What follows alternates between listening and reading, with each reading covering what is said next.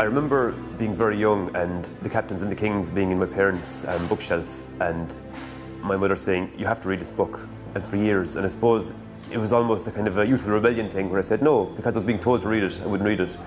But when I did, I went, oh, this is how it's done. I've encountered several school children recently who had been reading How Many Miles to Babylon, and were a little bit giddy when I told them that I knew her. You know, so she's a little bit of a superstar out there. She wrote a letter to my publisher in Doubleday praising my book, and when I got the email from Owen, I just couldn't believe my eyes.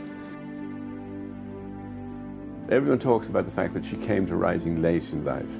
Now, I know that that's not true. She went there very early on, because when I was just in primary school, very young, she wrote a play for me to star in. I think I had to be a rather important rabbit in it. She started when her children were, as it were, very much growing up, and she planned her life so that she would, clean the house very early in the morning and then start writing when the children had gone to school.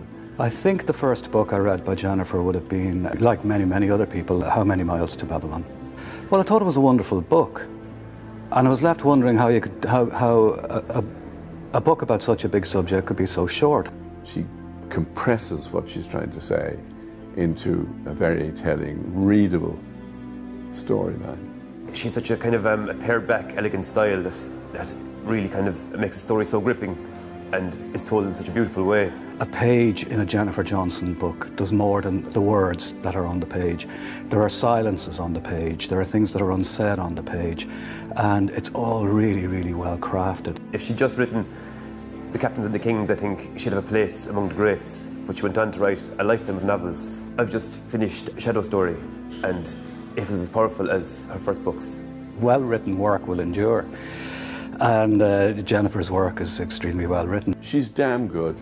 I'd say that, and I've no doubt about that. I have been one of her fans from very early on, and she's never disappointed me.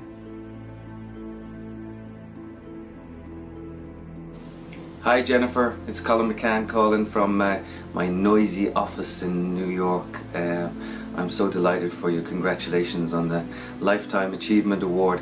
And while we're hurricane free here now at this stage, I have a storm of words for you, as I always have, because you've been consistently brilliant and brave and adventurous and generous and kind, humble, and a whole generation of writers owes so much to everything that you've done, everything that you've written, and the way you carry yourself. You are an absolute inspiration, continue to be, always will be. Thank you so much for everything. Congratulations on the award. Have a great night, and lots of love from New York.